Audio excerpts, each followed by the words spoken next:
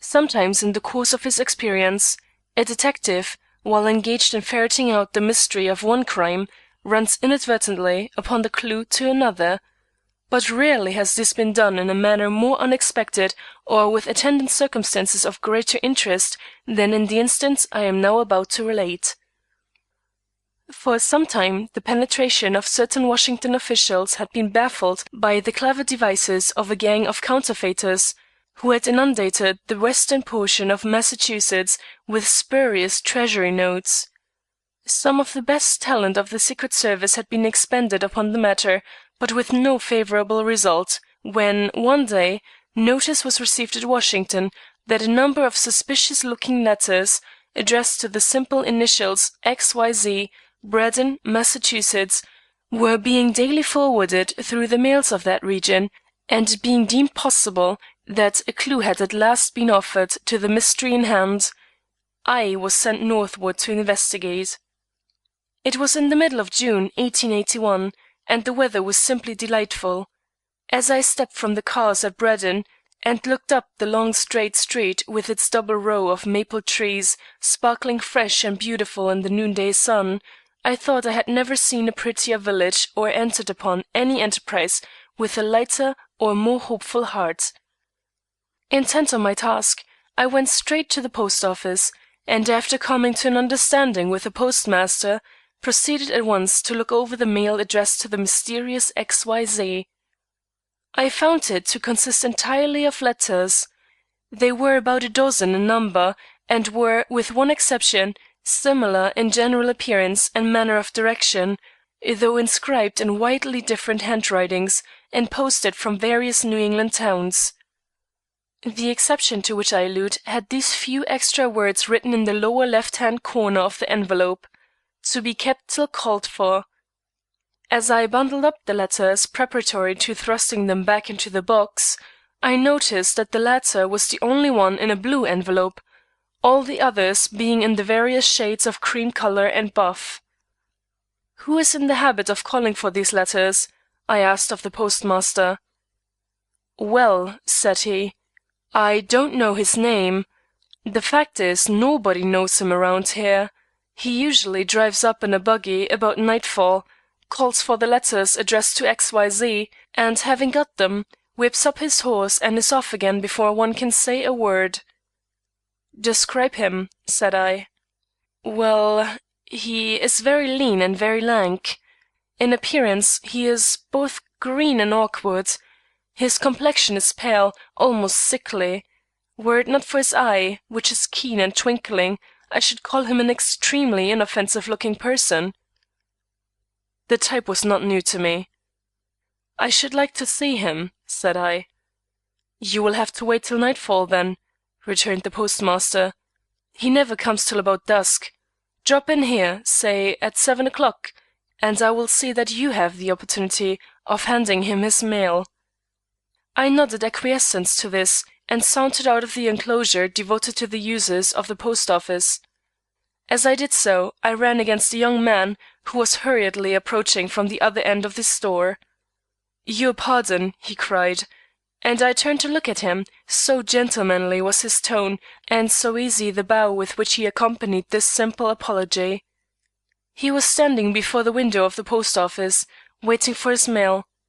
A good-looking, well-made young man, of a fine countenance, but with a restless eye, whose alert yet anxious expression I could not but notice, even in the casual glance I gave him. There appeared to be some difficulty in procuring him his mail, and each minute he was kept waiting seemed to increase his impatience almost beyond the bounds of endurance. I saw him lean forward and gasp out a hurried word to the postmaster, and was idly wondering over his anxiety and its probable causes, when I heard a hasty exclamation near me, and looking around, saw the postmaster himself beckoning to me from the door of the enclosure. I immediately hastened forward. "I don't know what it means," he whispered, "but here is a young man, different from any who have been here before, asking for a letter addressed to XYZ." "A letter?" I repeated. "Yes, a letter."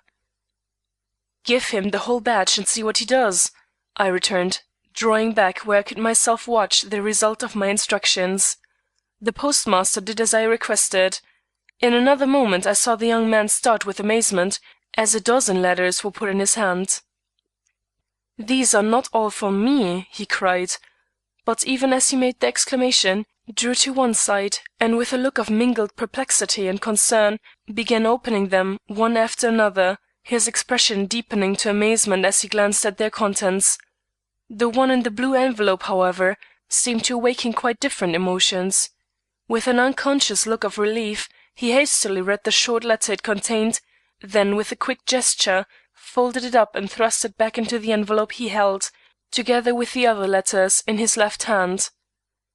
"There must be another XYZ," said he, approaching the window of the post office and handing back all the letters he had received, with the exception of the one in the blue envelope, which with a quick movement he had separated from the rest and thrust into his coat pocket.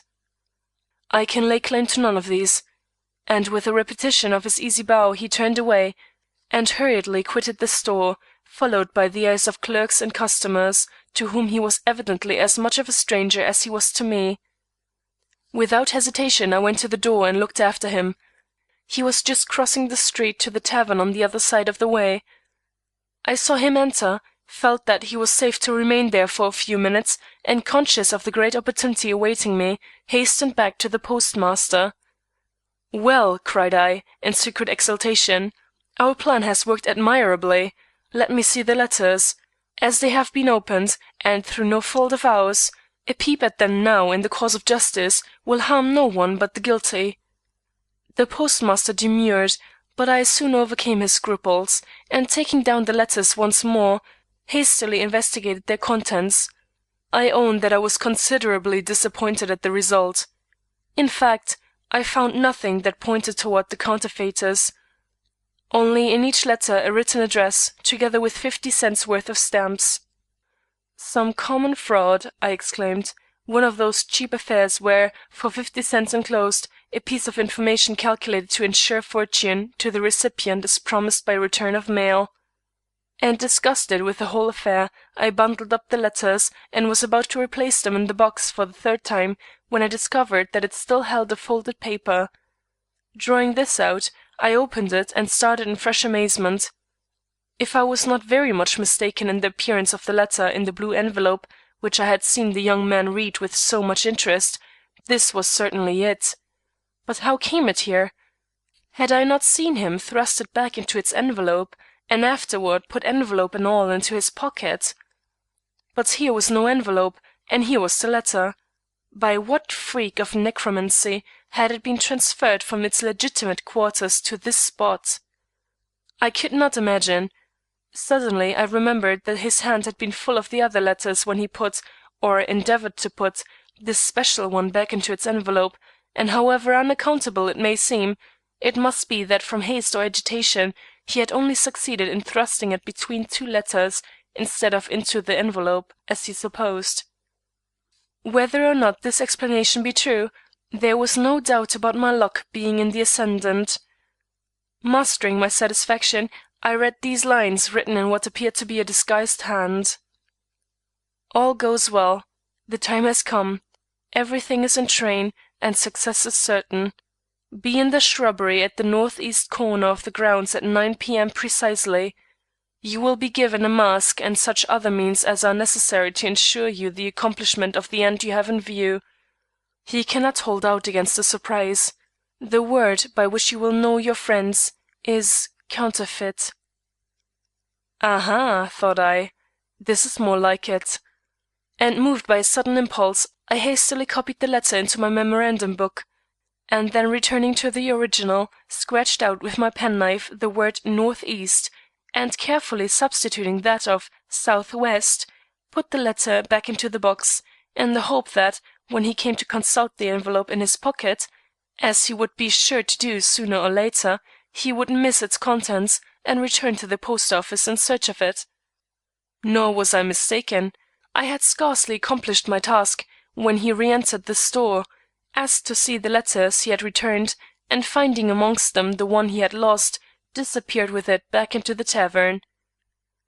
If he is surprised to read southwest this time instead of northeast, he will think his memory played him false in the first instance," cried I, in inward comment over my last doubtful stroke of policy.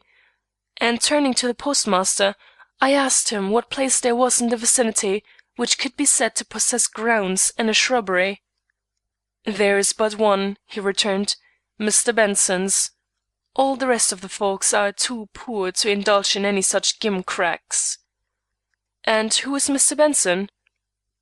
"Well, he is Mr. Benson, the richest man in these parts and the least liked, as I take it. He came here from Boston 2 years ago, and built a house fit for a king to live in. Why, nobody knows, for he seems to take no pleasure in it. His children do, though, and that is all he cares for, I suppose. Young Mr. Benson especially seems to be never tired of walking about the grounds, looking at the trees and tying up the vines. Miss Carrie is different. All she wants is company. But little of that has her father ever allowed her till this very day. He seems to think nobody's good enough to sit down in his parlors, and yet he don't sit there himself, the strange man, but is always shut up in his library or some other out-of-the-way place." "A busy man?" "I suppose so, but no one ever sees anything he does." "Writes, perhaps?" "I don't know. He never talks about himself." "How did he get his money?" "That we don't know. It seems to accumulate without his help or interference. When he came here he was called rich, but to-day he is said to be worth 3 times what he was then." "Perhaps he speculates." "If he does, it must be through his son, for he never leaves home himself." "Has 2 children, you say?" "Yes, a son and a daughter. A famous young man, the son, not so much liked perhaps as universally respected. He is too severe and reticent to be a favorite, but no one ever found him doing anything unworthy of himself. He is the pride of the county, and if he were a bit suaver in manner, might have been in Congress at this minute." "How old?" 30, I should say." "And the girl?" 25, perhaps." "A mother living?" "No, there were some strange stories of her having died a year or so before they came here, under circumstances of a somewhat distressing nature, but they themselves say nothing about it." "It seems to me they don't say much about anything." "That's just it. They are the most reserved people you ever saw. It isn't from them we have heard there's another son floating somewhere about the world. They never speak of him, and what's more, they never write to him, as who should know better than myself." An interruption here occurred, and I took the opportunity to saunter out into the crowd of idlers away, to be found hanging around in a country store at mail time. My purpose was, as you might conceive, to pick up any stray bits of information that might be floating about concerning these Bensons. Not that I had as yet discovered anything definite connecting this respectable family with the gang of counterfeiters upon whose track I had been placed, but business is business, and no clue, however slight or unpromising in its nature, is to be neglected when the way is as dark as that which lay before me.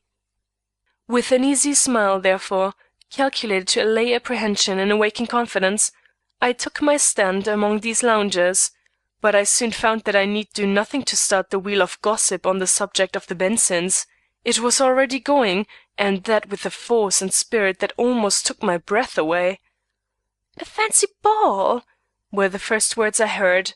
The Bensons give a fancy ball when they never had 3 persons at a time in their house before. "Yes, and what's more, they're going to have folks over from Clayton and Lawrence and Hollowell and devil knows where. It's to be a smash-up, a regular fandango, with masks and all that kind of nonsense. They say Miss Carrie teased her father till he had to give in self-defense. It's her birthday or something like that, and she would have a party." "But such a party! Who ever heard the like in a respectable town like this? It's wicked, that's what I call it, downright wicked, to cover up the face God has given you, and go strutting around in clothes a Christian man might well think borrowed from the evil one if he had to wear them in any decent company. All wrong, I say, all wrong. And I am astonished at Mr. Benson. To keep his doors shut as he has, and then to open them in a burst to all sorts of folly. We are not invited at our house." "Nor we, nor we," shouted some half dozen. "And I don't know of anyone in this town who is," cried a burly man, presumably butcher by trade. "We are not good enough for the Bensons. They say he is even going to be mean enough to shut the gates and not let a soul inside who hasn't a ticket. And they are going to light up the grounds too. We can peep through the fence. Much we will see that way. If you had said climb it. We can't climb it. Big John is going to be there, and Tom Henshaw. They mean to keep their good times to themselves, just as they have kept everything else. It's a queer set they are anyway, and the less we have to do with them the better." "I should like to see Hartley Benson in a masquerade costume, I would." "Oh, he won't wear any of the fol de rol. He's too dignified." And with that there fell a sudden hush over the crowd, for which I was at a loss to account, till, upon looking up, I saw approaching on horseback a young man, in whom I had no difficulty in recognizing the subject of the last remark. Straight, slight, elegant in appearance, but with an undoubted reserve of manner, apparent even at a distance, he rode up to where I stood, and casting a slight glance around, bowed almost imperceptibly and alighted. A boy caught the bridle of his horse, and Mr. Benson, without a word or further look, passed quickly into the office, leaving a silence behind him that was not disturbed till he returned with what was evidently his noonday mail. Remounting his horse, he stopped a moment to speak to a man who had just come up, and I seized the opportunity to study his face. I did not like it. It was handsome without doubt. The features were regular, the complexion fair, the expression gentlemanly if not commanding, but I did not like it. It was too impenetrable perhaps, and to a detective anxious to probe a man for his motives, this is ever a most fatal defect. His smile was without sunshine, his glance was an inquiry, a rebuke, a sarcasm, everything but a revelation. As he rode away he carried with him the thought of all, yet I doubt if the admiration he undoubtedly inspired was in a single case mixed with any warmer feeling than that of pride in a fellow townsman they could not understand. Ice, thought I, ice in all but its transparency. So much for Benson the son. The ball was to take place that very night, and the knowledge of this fact threw a different light over the letter I had read. The word mask had no longer any special significance, neither the word counterfeit, and yet such was the tenor of the note itself, and such the exaggerated nature of its phrases, I could not but feel that some plot of a reprehensible, if not criminal nature was in the process of formation, which, as a rising young detective engaged in a mysterious and elusive search, it behooved me to know. And moved by this consideration, I turned to a new leaf in my memorandum book, and put down in black and white the following facts thus summarily collected. A mysterious family with a secret. Rich, but with no visible means of wealth. Secluded, with no apparent reason for the same. A father who is a hermit. A son who is impenetrable. A daughter whose tastes are seldom gratified. The strange fact of a ball being given by this family after years of reserve and non-intercourse with their neighbors. The still stranger fact of its being a masquerade, a style of entertainment which, from its novelty and the opportunities it affords, makes this departure from ordinary rules seem marked and startling. The discovery of a letter appointing a rendezvous between two persons of the male sex in the grounds of the party giving this ball, in which the opportunities afforded by a masquerade are to be used for forwarding some long-cherished scheme. At the bottom of this I wrote the deduction: some connection between one or two members of this family giving the ball and the person called to the rendezvous, the entertainment being used as a blind, if not as a means. It was now 4 o'clock, 5 hours before the time of rendezvous. How should I employ the interval? A glance at the livery stable hard by determined me. Procuring a horse, I rode out on the road towards Mr. Benson's for the purpose of reconnoitering the grounds, but as I proceeded, I was seized by an intense desire to penetrate into the midst of this peculiar household, and judge for myself whether it was worth while to cherish any further suspicions in regard to this family. But how to effect such an entrance? What excuse could I give for my intrusion that would be likely to serve me on a day of such tumult and preoccupation? I looked up and down the road as if for inspiration. It did not come. Meanwhile, the huge trees that surrounded the house had loomed in sight, and presently the beauties of lawn and parterre began to appear beyond the high iron fence, through which I could catch now and then short glimpses of hurrying forms, as lanterns were hung on the trees, and all things put in readiness for the evening's entertainment. Suddenly a thought struck me. If Mr. Benson was the man they said, he was not engaged in any of these arrangements. Mr. Benson was a hermit. Now, what could I say that would interest a hermit? I racked my brains. A single idea came. It was daring in its nature, but what of that? The gate must be passed, Mr. Benson must be seen, or so my adventurous curiosity decided, and to do it, something must be ventured. Taking out my card, which was simply inscribed with my name, I wrote on it, "Business, private and immediate," and assuming my most gentlemanly and inoffensive manner, rode calmly through the gate to the front of the house. If I had been on foot, I doubt if I would have been allowed to pass by the servant lounging about in that region, but the horse carried me through in more senses than one, and almost before I realized it, I found myself pausing before the portico, in full view of a dozen or more busy men and boys. Imitating the manner of Mr. Benson at the post office, I jumped from my horse and threw the bridle to the boy nearest me. Instantly, and before I could take a step, a servant issued from the open door, and with an expression of anxiety somewhat surprising under the circumstances, took his stand before me in a way to hinder my advance. "Mr. Benson does not receive visitors to-day," said he.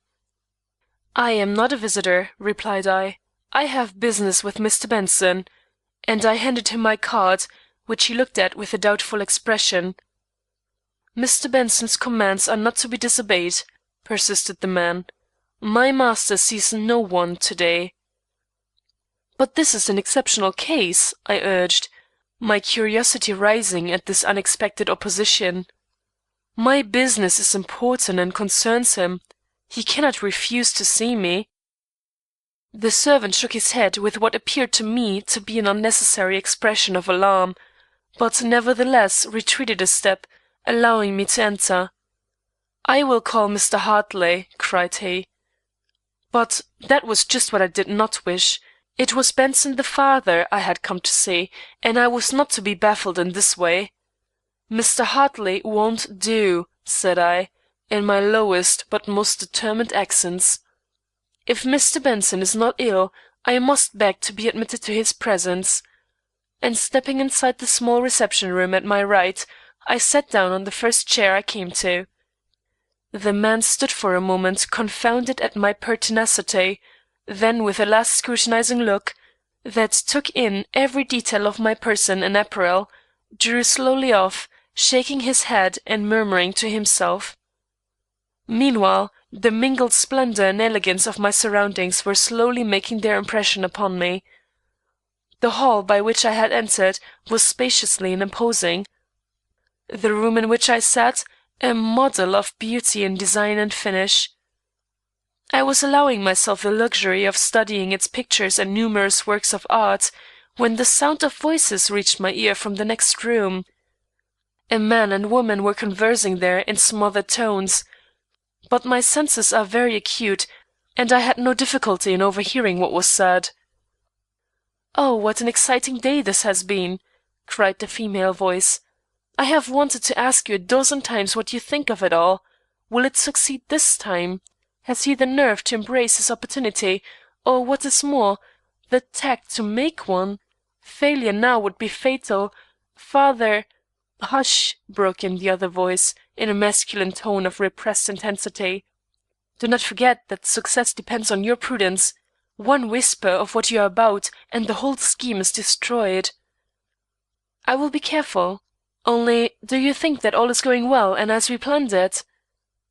"It will not be my fault if it does not," was the reply, uttered with an accent so sinister I was conscious of a violent surprise when, in the next instant, the other, with a burst of affectionate fervour, cried in an ardent tone, "Oh, how good you are, and what a comfort you are to me!" I was just pondering over the incongruity thus presented when the servant returned with my card. "Mr. Benson wishes to know the nature of your business," said he, in a voice I was uncomfortably conscious must penetrate to the next room and awake its inmates to a knowledge of my proximity. "Let me have the card," said I, and taking it, I added to my words the simple phrase, "On behalf of the constable of the town," remembering I had heard the postmaster say this position was held by his brother. "There," said I, "carry that back to your master." The servant took the card, glanced down at the words I had written, started and hastily drew back. "You had better come," said he, leading the way into the hall. I was only too glad to comply. In fact, escape from that room seemed imperative. But just as I was crossing the threshold, a sudden, quick cry, half joyful, half fearful, rose behind me, and turning, I met the eyes of a young lady peering upon me from a lifted portière, with an expression of mingled terror and longing that would have astonished me greatly, if it had not instantly disappeared at the first sight of my face. "Pardon me," she exclaimed, drawing back with an embarrassed movement into the room from which she had emerged. But soon recovering herself she stepped hastily forward, and ignoring me, said to the servant at my side, "Jonas, who is this gentleman, and where are you taking him?" With a bow, Jonas replied, "He comes on business, miss, and Mr. Benson consents to see him." "But I thought my father had expressly commanded that no one was to be allowed to enter the library to day," she exclaimed, but in a musing tone that asked for no response. And hastily as we passed down the hall, I could not escape the uneasy sense that her eager eyes were following us as we went. Too much emotion for so small a matter, and a strange desire on the part of every one to keep Mr. Benson from being intruded upon to-day, was my mental comment. And I was scarcely surprised when upon our arrival at the library door we found it locked. However, a knock, followed by a few whispered words on the part of the servants, served to arouse the hermit within, and with a quick turn of the key, the door flew back on its hinges, and the master of the house stood before me. It was a moment to be remembered. First, because the picture presented to my eyes was of a marked and impressive character, and secondly, because something in the expression of the gentleman before me showed that he had received a shock at my introduction, which was not to be expected after the pains which had been taken to prepare his mind for my visit. He was a tall, remarkable-looking man, with a head already whitened, and a form which, if not bowed, had only retained its upright carriage by means of the indomitable will that betrayed itself in his eyes. Seen against the rich background of the stained glass window that adorned one end of the apartment, his stern, furrowed face and eagerly repellent aspect imprinted itself upon me like a silhouette, while the strong emotion I could not but detect in his bearing lent to the whole a poetic finish that made it a living picture which, as I have said, I have never been able to forget. "You have come from the constable of the town," said he, in a firm, hard tone, impressive as his look. "May I ask for what purpose?" Looking around, I saw the servant had disappeared. "Sir," said I, gathering up my courage, as I became convinced that in this case I had a thoroughly honest man to deal with, "you are going to give a fancy ball to-night. Such an event is a novelty in these parts, and arouses much curiosity.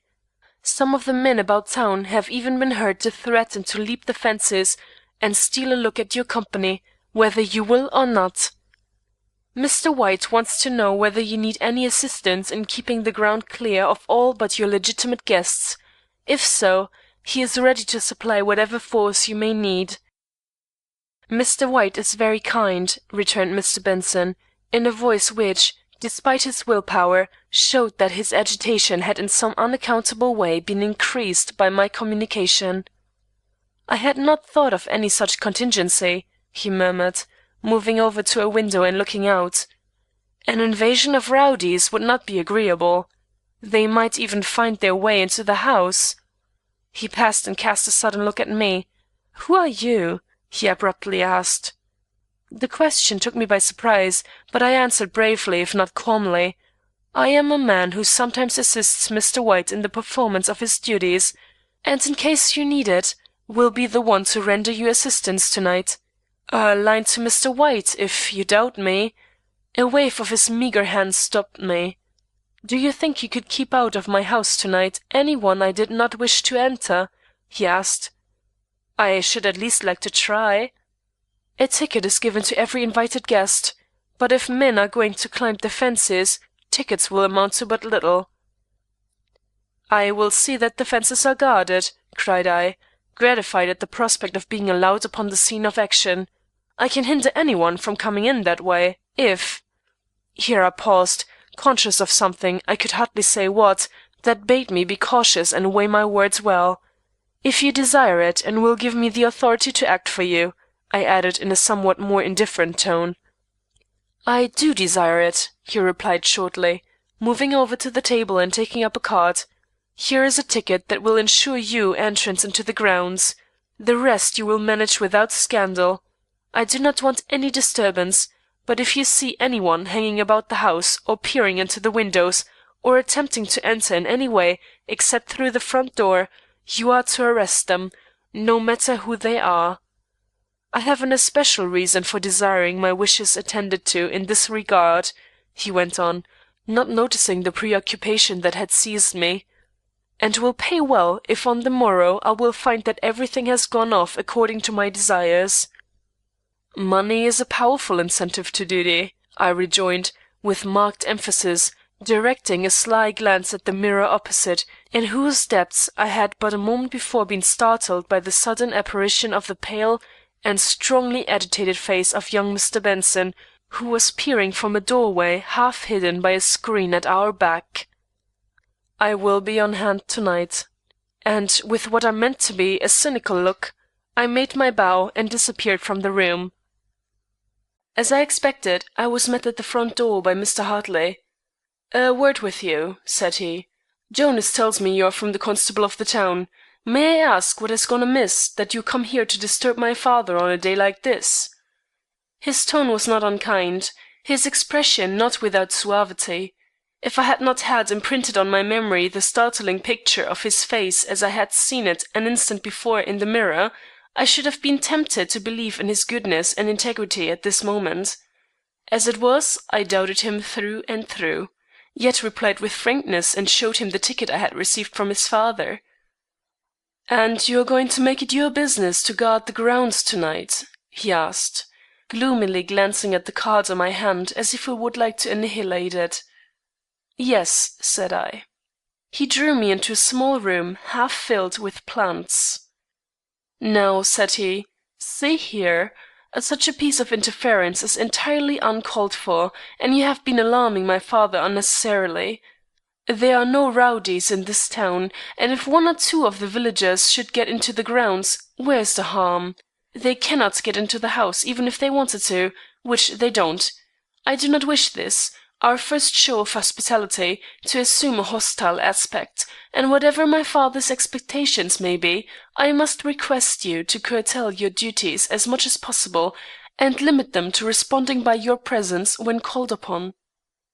"But your father has a right to expect the fullest obedience to his wishes," I protested. "He would not be satisfied if I should do no more than you request, and I cannot afford to disappoint him." He looked at me with a calculating eye, and I expected to see him put his hand in his pocket, but Hartley Benson played his cards better than that. "Very well," said he. "If you persist in regarding my father's wishes as paramount, I have nothing to say. Fulfill your duties as you conceive them, but don't look for my support if any foolish misadventure makes you ashamed of yourself." and drawing back, he motioned me out of the room. I felt I had received a check, and hurried out of the house. But scarcely had I entered upon the walk that led down to the gate, when I heard a light step behind me. Turning, I encountered the pretty daughter of the house, the youthful Miss Carey. "Wait," she cried, allowing herself to display her emotion freely in face and bearing. "I have heard who you are from my brother," she continued, approaching me with a soft grace that at once put me upon my guard. "Now tell me who are the rowdies that threaten to invade our grounds?" "I do not know their names, miss," I responded, "but they are a rough-looking set you would not like to see among your guests."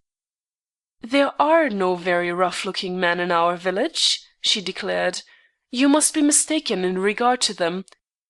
My father is nervous and easily alarmed. It was wrong to arouse his fears." I thought of that steady eye of his, of force sufficient to hold in awe a regiment of insurgents, and smiled at her opinion of my misunderstanding. "Then you do not wish the grounds guarded?" I said, in as indifferent a tone as I could assume. "I do not consider it necessary." "But I have already pledged myself to fulfill your father's commands." "I know," she said, drawing a step nearer, with a most enchanting smile. "And that was right under the circumstances, but we, his children, who may be presumed to know more of social matters than a recluse, I especially," she added, with a certain emphasis, "tell you it is not necessary. We fear the scandal it may cause. Besides, some of the guests may choose to linger about the grounds under the trees, and would be rather startled at being arrested as intruders." "What then do you wish me to do?" I asked, leaning toward her with an appearance of yielding. "To accept this money," she murmured, blushing, "and confine yourself to night to remaining in the background unless called upon." This was a seconding of her brother's proposition with a vengeance. Taking the purse she handed me, I weighed it for a moment in my hand, and then slowly shook my head. "Impossible," I cried. "But," and I fixed my eyes intently upon her countenance, "if there is any one in particular whom you desire me to ignore, I am ready to listen to a description of this person. It has always been my pleasure to accommodate myself as much as possible to the whims of the ladies." It was a bold stroke that might have cost me the game. Indeed, I half expected she would raise her voice and order some of the men about her to eject me from the grounds.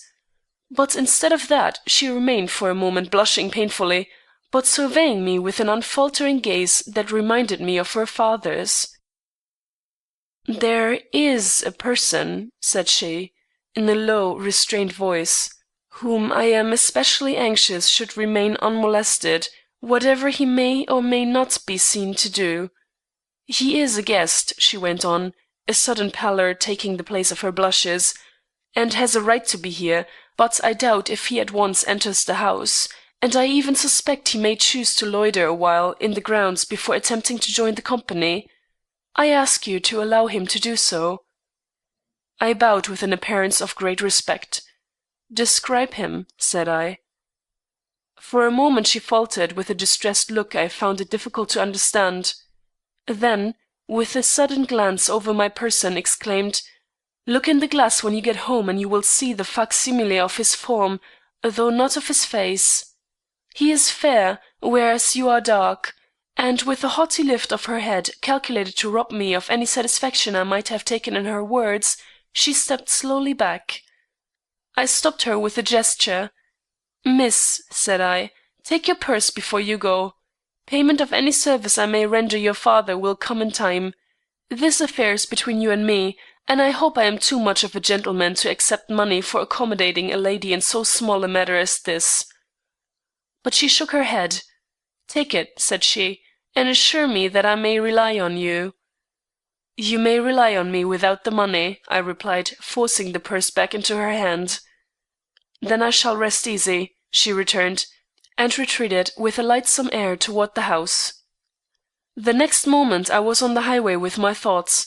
What did it all mean? Was it, then, a mere love affair across which I had foolishly stumbled, And was I busying myself unnecessarily about a rendezvous that might mean no more than an elopement from under a severe father's eye? Taking out the note which had led to all these efforts on my part, I read it for the third time. All goes well. The time has come. Everything is in train, and success is certain. Be in the shrubbery at the northeast corner of the grounds at 9 p.m. precisely. You will be given a mask and such other means as are necessary to ensure you the accomplishment of the end you have in view. He cannot hold out against a surprise. The word by which you will know your friends is counterfeit. A love letter, of course, and I had been a fool to suppose it anything else. The young people are to surprise the old gentleman in the presence of their friends. They have been secretly married, perhaps, who knows, and take this method of obtaining a public reconciliation. But that word counterfeit, and the sinister tone of Hartley Benson as he said, "It shall not fail through lack of effort on my part." Such a word and such a tone did not rightly tally with this theory. Few brothers take such interest in their sisters' love affairs as to grow saturnine over them. There was, beneath all this, something which I had not yet penetrated. Meantime, my duty led me to remain true to the one person of whose integrity of purpose I was most thoroughly convinced. Returning to the village, I hunted up Mr. White and acquainted him with what I had undertaken in his name, and then perceiving that the time was fast speeding by, strolled over to the tavern for my supper. The stranger was still there, walking up and down the sitting-room. He joined us at the table, but I observed he scarcely tasted his food, and both then and afterwards manifested the same anxious suspense that had characterized his movements from the time of our first encounter.